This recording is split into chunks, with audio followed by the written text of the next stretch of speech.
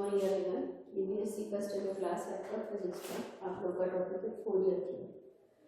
अब तक आप लोगों ने वेव्स की सारी इक्वेशन डिफाइन कर चुके हैं, लेकिन कभी ऐसी सिचुएशन भी आती है जब बहुत सारी वेव्स एक दूसरे के ऊपर ओवरलैप करती हैं। ओवरलैपिंग की वजह से उसको एक सिंपल फॉर्म में कैलकुलेट करना सुपरपोजिशन कहता है कि आपकी बहुत सारी जो वेव्स है सेम डायरेक्शन में प्रोपेगेट कर रही है, तो आइदर वो ओवरलैप करेंगी, उसमें एम्पलीट्यूड बढ़ेगा कम हो। इस सारी सिचुएशन के बेसिस पे आपको आगे कैलकुलेट करते हैं। लेकिन बहुत सारी ऐसी वेव्स होती हैं जो अलग अलग डायरेक्शंस में मूव कर रही हैं और अलग अलग डायरेक्शन में मूव करने के साथ एक दूसरे के ऊपर ओवरलैप करती हैं। तो ऐसी वेव्स को कैलकुलेट करना थोड़ा सा कॉम्प्लिकेटेड होता है। तो ऐसी कॉम्प्लिकेटेड वेव को सॉल्व करने के लिए फोरियर ने एक सिंपल सीरीज दे दी। उस सिंपल सीरीज के बेसिस पे इस वेव इक्वेशन को डिफाइन करते हैं।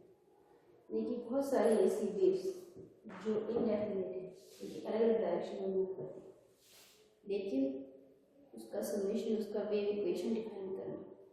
ये एक इक्वेशन दिया है, wave square is equal to F omega T, where omega is the frequency जो कि टाइम पीरियड 2 बाय टी के respect A0, A1, A2 and dash dash AR, B1, B2 dash dash BR।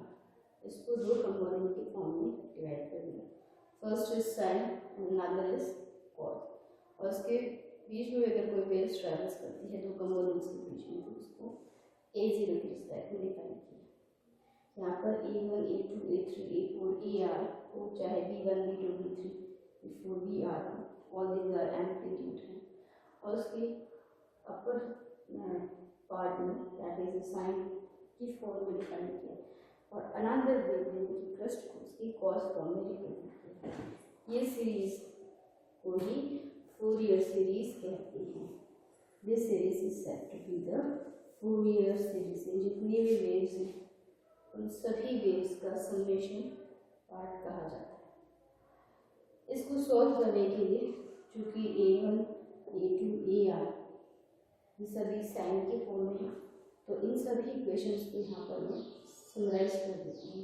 Summation ले लेती हूँ। Cos B1 से लगा करके BR तक सारी वैल्यूज कॉस की, तो उसमें समेशन BR के फॉर्म में रिप्रेजेंट करते हैं। आपकी ये जो इक्वेशन है y is equals to f omega T, ये एक पीरियोडिक मोशन को रिप्रेजेंट करती है जिसका frequency omega upon 2 pi time period t is equals to omega upon 2 पाई करते हैं। अब इस पूरी इक्वेशन को सॉल्व करने के लिए हम कुछ वैल्यू डिफाइन करनी है, यानी कि एम्पलीट्यूड A1, AR, BR की वैल्यू को डिफाइन करें। अगर हम A0, AR और BR की वैल्यू कैलकुलेट कर लेते हैं तो वेव्स की वाई इक्वेशन की टाइम को भी हम डिफाइन कर सकते हैं। इसी को डिटरमाइन करने के लिए यहाँ पर determine the value of A0, A1, A2, AR से लेकर के B1, B2, BR की वैल्यू को डिफाइन करने के लिए सबसे पहले फर्स्ट पार्ट में A0 की वैल्यू हम यहाँ पर कैलकुलेट करें।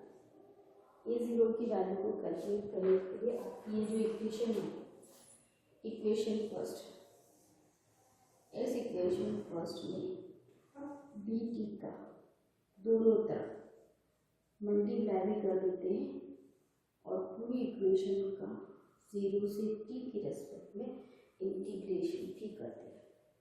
यानी कि dt का कोई दोनों कंप्लीट इक्वेशन में मल्टीप्लाई भी करना है, उसका इंटीग्रेशन करना है। इक्वेशन आपकी क्या बन जाएगी, 0 से t बाई dt, 0 से t A0 dt, A1, AR, B1 and BR। पूरी इक्वेशन में dt का मल्टीप्लाई करके उसका इंटीग्रेशन करना।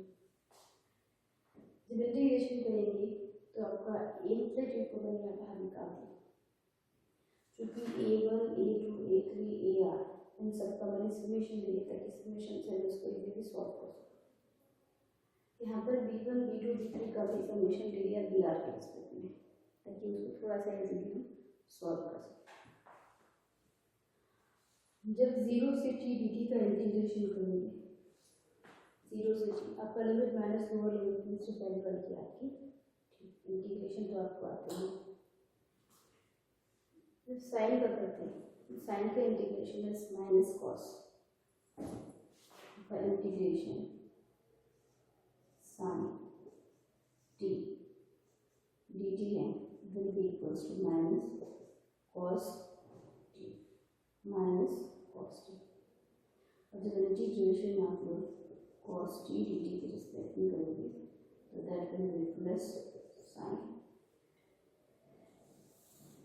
इसकी इक्वेशन की ले सकते हैं साइन आर ओमेगा टी, और जब यहाँ इंटीग्रेशन करेंगे तो cos R omega T R upon R, क्योंकि यहाँ पर सिर्फ टी ओमेगा आर